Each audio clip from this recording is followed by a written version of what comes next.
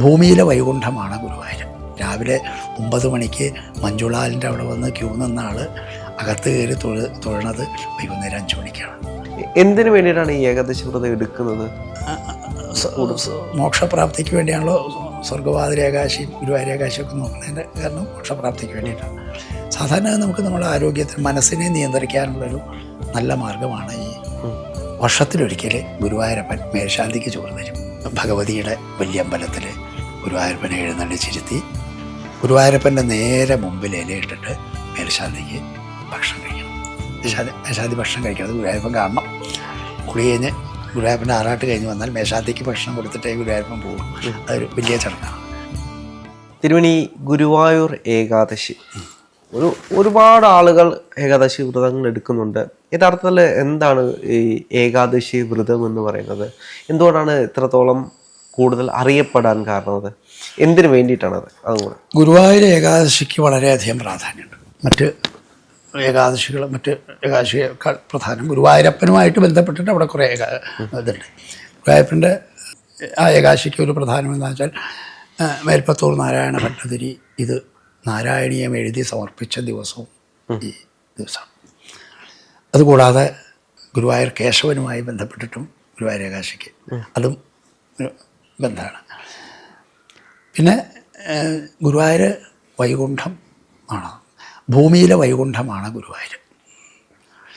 ഭൂമിയിലെ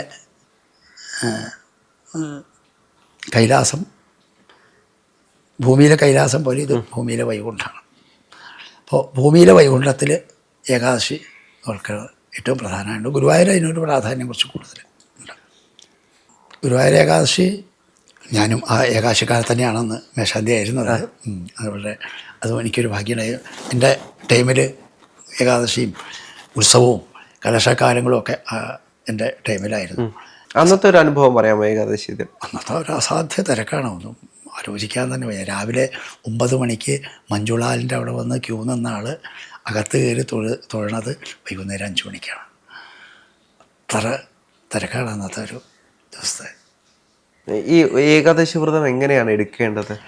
ഏകാദശി വ്രതം സാധാരണ ഇടയ്ക്ക് അന്നത്തെ ദിവസം മുഴുവൻ തലേ ദിവസം കൂടി തുടങ്ങണമെന്നാണ് അതിൻ്റെ നിയമം. ശരിക്കും തലേ ദിവസം ഒരു നേരം അരിയാഹാരത്തോടുകൂടി തലേ ദിവസം ഒരു നേരം അരിയാഹാരത്തോടു കൂടി തുടങ്ങി അന്നത്തെ ദിവസം പൂർണ്ണമായി ഈ വ്രതം, അതായത് വ്രതം എന്ന് വെച്ചാൽ കരിക്കിന് വെള്ളം കഴിക്കാം. ഒരു തുള്ളി വെള്ളം പോലും കുടിക്കാൻ പാടില്ല. അങ്ങനെ വെള്ളം പോലും കുടിക്കാത്ത ആളുകൾ കുടിക്കാതെ ഉപവാസമായിട്ടും ചെയ്യാം. അങ്ങനെയായിട്ടും ചെയ്യാം. ഉപവാസമായിട്ട് ചെയ്താൽ പിറ്റേ ദിവസം രാവിലെ ദ്വാദശിയുടെ അന്ന് ദ്വാദശി തീർത്ഥം സേവിക്കുക. മലരിട്ട തീർത്ഥം സേവിച്ചുകൊണ്ട് അത് പാരണമിടാം. അങ്ങനെയാണ് ചെയ്യേണ്ടത്. അത് ഉപവാസമായിട്ടാവാം, അല്ലെങ്കിൽ കരിക്ക് കഴിച്ചുകൊണ്ടാവാം. അല്ല, ഈ ഏകാദശി വ്രതം എടുക്കുന്നവർ അന്നത്തെ ദിവസം ഇപ്പോൾ ക്ഷേത്രത്തിൽ പോവുകയാണെങ്കിൽ ക്ഷേത്രത്തിൽ നിന്ന് തീർത്ഥം പോലും സേവിക്കാറില്ല. ഇല്ല, തീർത്ഥം സേവിക്കാറില്ല. പിറ്റേ ദിവസം രാവിലെ മാത്രമേ ഉള്ളൂ. വ്രതമായിട്ടാണെന്നെങ്കിൽ തീർത്ഥം സേവിക്കാറില്ല. മറ്റേ ജലപാനം ഉപേക്ഷിച്ചാൽ തീർത്ഥം സേവിക്കാൻ പാടില്ല, അല്ലെങ്കിൽ തീർത്ഥാവാം. ജലപാനം സേവിക്കാതെ നമുക്ക് ചെയ്യാം. ജലപാനം സേവിച്ചുകൊണ്ട് നമുക്കത് ചെയ്യാം. അങ്ങനെ ചെയ്യാം.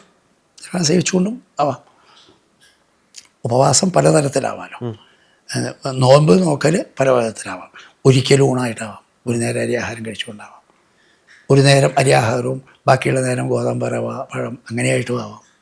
എന്തിനു വേണ്ടിയിട്ടാണ് ഈ ഏകാദശി വ്രതം എടുക്കുന്നത്? മോക്ഷപ്രാപ്തിക്ക് വേണ്ടിയാണല്ലോ. സ്വർഗവാതിര ഏകാശിയും ഗുരുവായൂർ ഏകാശിയും ഒക്കെ നോക്കുന്നതിൻ്റെ കാരണം മോക്ഷപ്രാപ്തിക്ക് വേണ്ടിയിട്ടാണ്. സാധാരണ നമുക്ക് നമ്മുടെ ആരോഗ്യത്തിന് മനസ്സിനെ നിയന്ത്രിക്കാനുള്ളൊരു നല്ല മാർഗമാണ് ഈ വ്രതങ്ങളൊക്കെ. നമുക്ക് സ്വയം നിയന്ത്രിക്കാനുള്ളൊരു കഴിവുണ്ടാവാൻ. ഇപ്പോൾ ഭക്ഷണത്തിനെ നിയന്ത്രിക്കാൻ സമ്പൽ സമൃദ്ധിക്ക് വേണ്ടിയിട്ടാണ് ഏകാദശി വ്രതം. അങ്ങനെയും ആവാം. അല്ലെങ്കിൽ ബന്ധങ്ങൾ ദൃഢപ്പെടുത്താൻ വേണ്ടിയിട്ടാണ്. മോക്ഷമാണ് അതിൻ്റെ അൾട്ടിമേറ്റ് ലക്ഷ്യം. മോക്ഷമാണ്. മോക്ഷത്തിന് വേണ്ടിയിട്ടാണ് ഏകാദശി വ്രതങ്ങൾ. ഏകാദശി വ്രതം മോക്ഷത്തിന് വേണ്ടിയിട്ടാണ്. പിന്നെ ഗുരുവായൂരെ ഒരു സന്തോഷം, മേൽശാന്തിക്കാലത്തൊരു സന്തോഷം എന്ന് പറയുന്നത് എല്ലാ ദിവസവും നമ്മൾ ഗുരുവായൂരപ്പന് നിവേദ്യം കൊടുക്കും. വർഷത്തിലൊരിക്കൽ ഗുരുവായൂരപ്പൻ മേൽശാന്തിക്ക് ചോറ് തരും. മേൽശാന്തിക്ക് ചോറ്? മേൽശാന്തിക്ക് ചോറ് തരും. അങ്ങനെ ഒരു ചടങ്ങുണ്ട് അവിടെ. അത് വളരെ വിശേഷമായിട്ടുള്ളൊരു, വളരെ ഒരു നല്ല അനുഭവമാണ്. അതിനെപ്പറ്റി ഒന്ന് പറയാമോ? അത് ഉത്സവകാലത്ത് ആറാട്ട് കഴിഞ്ഞാൽ ആറാട്ട് കുളിച്ച് കയറിയാൽ ആ ഭഗവതിയുടെ വലിയ അമ്പലത്തിൽ ഗുരുവായൂരപ്പനെ എഴുന്നള്ളിച്ചിരുത്തി ഗുരുവായൂരപ്പൻ്റെ നേരെ മുമ്പിൽ ഇലയിട്ടിട്ട് മേൽശാന്തിക്ക് ഭക്ഷണം കഴിക്കണം. മേൽശാന്തി ഭക്ഷണം കഴിക്കണത് ഗുരുവായൂരപ്പൻ കാണണം. അപ്പം അതിന് തന്ത്രിയും മറ്റുള്ളവരൊക്കെ വിളമ്പി തരും. എന്നിട്ട് 5 തരം കറികളോട് കൂടിയിട്ടുള്ള വിഭവസമൃദ്ധമായിട്ടൊരു എന്തൊക്കെ കറികളാണ്? എന്ത് കറികളുണ്ടെങ്കിലും 5 തരം വേണം. അങ്ങനെയാണ്. ഇല്ലാണ്ടോ എരിശ്ശേരി, പുളിശ്ശേരി, മറ്റേ ഓലൻ, അങ്ങനെ എല്ലാത്തരം കറികളും. ഒരു സദ്യ, ഗംഭീര സദ്യ, 5 തരം പായസം ഒക്കെയായിട്ടുള്ള ഗംഭീര സദ്യ. ഇതെല്ലാം കൂടി ഗുരുവായൂരപ്പനെ എഴുന്നള്ളിച്ചിരുത്തി ഗുരുവായൂരപ്പൻ്റെ മുമ്പിൽ ഇലയിട്ടിട്ട് മേൽശാന്തി മാത്രം കഴിക്കണം. അപ്പോൾ മേൽശാന്തി കഴിക്കുന്നത് കാണുന്നവരെ ഗുരുവായൂരപ്പൻ അവിടെ ഇരിക്കുകയാണ്. എന്നിട്ട് മേൽശാന്തി ഊണ് കഴിഞ്ഞാൽ ഗുരുവായൂരപ്പൻ അകത്തേക്ക് പോകും. അപ്പോൾ അതൊരു എന്നിട്ടേ അകത്തേക്ക് പോകുള്ളൂ.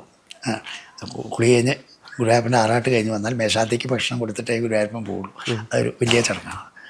അത് ഈ ഉത്സവക്കാലത്ത് മേൽശാന്തി ആവുന്ന ആൾക്ക് മാത്രമേ ഈ ഒരു ഭാഗ്യം കിട്ടുള്ളൂ. അപ്പോൾ അതും അനുഭവത്തിലുണ്ട്. ഈ ഏകാദശിയും ഗുരുവായൂർ ഏകാദശിയും തമ്മിൽ വ്യത്യാസമുണ്ടോ? അതാണ് ഗുരുവായൂർ ഏകാദശിയുടെ പ്രത്യേകത. ഗുരുവായൂരപ്പനുമായിട്ട് ബന്ധപ്പെടുന്ന ചില കാര്യങ്ങളുള്ളതുകൊണ്ട് അതിന് ഗുരുവായൂർ ഏകാദശി എന്ന് പറയണമെന്നേ ഉള്ളൂ. സാധാരണ ഏകാദശി തന്നെയാണത്. അതിൻ്റെ ഒരു ഐതിഹ്യത്തിൽ വൃശ്യമാസത്തിലെ ഏകാദശി വളരെ വിശേഷമാണ്. പക്ഷേ അത് ഗുരുവായൂരപ്പൻ്റെ ബന്ധം എന്ന് പറയുന്നത് ഞാൻ പറഞ്ഞില്ലേ, നാരായണീയം എഴുതിയ ദിവസം അല്ലെങ്കിൽ ഗുരുവായൂർ കേശവൻ ചിരിച്ച ദിവസം, ഇങ്ങനെ ഗുരുവായൂരപ്പൻ്റെ കാര്യങ്ങളുമായി ബന്ധപ്പെടുന്ന ഒരുപാട് കാര്യങ്ങളുണ്ട്. എനിക്കിപ്പോൾ എല്ലാം ഒന്നും ഓർമ്മ ഇല്ലാത്തതുകൊണ്ട് അതിനെപ്പറ്റി കൂടുതൽ പറയണില്ലായിരുന്നു. പക്ഷേ ഞാൻ ഇതിനെപ്പറ്റി ഒരു ചാനലിനോട് കുറേ സംസാരിച്ചിട്ടുണ്ട്, ഒരു മണിക്കൂറോളം. അങ്ങേക്ക് ഗുരുവായൂരിലേക്ക് പോകാൻ വേണ്ടിയിട്ട് എന്നാണ് ഒരു ആഗ്രഹം തോന്നിയത്? അതായത് ഗുരുവായൂർ ക്ഷേത്രത്തിൽ ഒരു മേൽശാന്തിയായിട്ട് പോകണമെന്ന് എപ്പോഴാണ് ഒരു ആഗ്രഹം തോന്നിയത്? അതോ ഗുരുവായൂരപ്പൻ തന്നെ തോന്നിച്ചതാണോ? അല്ല, അതിന് വേറൊരു കാര്യം കൂടിയുണ്ട്. ഞാൻ ഗുരുവായൂർ ഇപ്പോഴത്തെ തന്ത്രിയുടെ അച്ഛൻ, അദ്ദേഹം രോഗബാധിതനായിട്ട് അദ്ദേഹത്തിൻ്റെ വടക്കാഞ്ചേരിയുള്ള ഇല്ലത്ത് കിടക്കുമ്പോൾ ഒരു ദിവസം അദ്ദേഹത്തിനെ കാണാനായിട്ട് ചെന്നു. അപ്പം അന്ന് അദ്ദേഹത്തിൻ്റെ സുഖവിവരം അന്വേഷിക്കാനായിട്ട് ചെന്നതാണ്. അപ്പോൾ അന്ന് അദ്ദേഹത്തിനോട് സംസാരിച്ച കൂട്ടത്തിൽ അദ്ദേഹം എന്നോട് ചോദിച്ചു, മേൽശാന്തിയായിട്ട് കൊടുക്കാറില്ലേ? ഇല്ല, കൊടുക്കാറില്ല. കൊടുക്കുമോ? അത് കിട്ടും, കൊടുക്കാൻ തുടങ്ങുമോ എന്ന് പറഞ്ഞു. അതിൻ്റെ പിറ്റേ കൊല്ലം മുതലാണ് ഞാൻ ആദ്യമായിട്ട് അപേക്ഷിക്കാൻ തുടങ്ങിയത്. അപ്പം അത് അദ്ദേഹം പറഞ്ഞു എന്ന് വിചാരിച്ചിട്ട് ഞാനങ്ങനെ കിട്ടുന്നങ്ങനെ മോഹിച്ചൊന്നുമില്ല, എങ്കിലും കൊടുക്കാൻ തുടങ്ങിയത് അങ്ങനെയാണ്. പക്ഷേ ഈ സാധാരണ നിലയ്ക്ക് അങ്ങനെ കിട്ടാനൊക്കെ വലിയ പ്രയാസമാണ്. ഇൻ്റർവ്യൂവിൽ ജയിക്കാനും പ്രയാസം. ഇൻ്റർവ്യൂ കഴിഞ്ഞാൽ ഭാഗ്യം 10, 50, 60, 70 പേരുണ്ടെങ്കിൽ അതിൽ നിന്ന് നമ്മുടെ പേര് മാത്രം ഇങ്ങനെ വരണം എന്നുണ്ടെങ്കിൽ അത്ര എളുപ്പമുള്ള കാര്യമല്ല.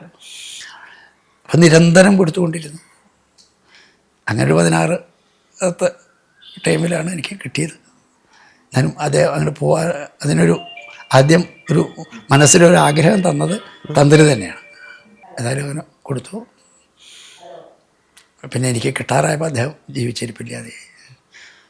എപ്പോഴെങ്കിലും തോന്നിയിരുന്നോ ഗുരുവായൂരപ്പൻ എന്നെ വിളിക്കുന്നുണ്ട്? അതായത് 16 തവണയും ഗുരുവായൂരപ്പനെ മേൽശാന്തി ആവാൻ വേണ്ടി കൊടുക്കുമ്പോൾ നമുക്ക് തന്നെ തോന്നില്ലേ ഗുരുവായൂരപ്പനെ വിളിക്കുന്നില്ലായിരിക്കും, പക്ഷെ എപ്പോഴെങ്കിലും ഒരു പ്രതീക്ഷ കൈവിടാതെ ഗുരുവായൂരപ്പൻ എന്നെ വിളിക്കുമെന്ന് തോന്നിയിരുന്നു? അങ്ങനെ അല്ല, മോഹിച്ചിട്ടുണ്ട്. പ്രതീക്ഷകളൊക്കെ ഉണ്ടാവല്ലോ, അല്ലാണ്ട് ഇൻഡ്യൂഷനൊന്നും ഉണ്ടായിട്ടില്ല. ആഗ്രഹങ്ങൾ ഇങ്ങനെ എല്ലാ തവണയും ഇപ്രാവശ്യം എനിക്ക് കിട്ടിയിരുന്നെങ്കിൽ അങ്ങനെ തോന്നുന്ന 1, 2, 3 പ്രാവശ്യങ്ങൾ ഉണ്ടായിരുന്നു. പക്ഷേ അപ്പോഴൊന്നും തന്നിട്ടില്ല. ഏതായാലും കിട്ടിയ സമയത്ത് ഞാൻ ഒട്ടും പ്രതീക്ഷിക്കാത്ത സമയത്താണ്.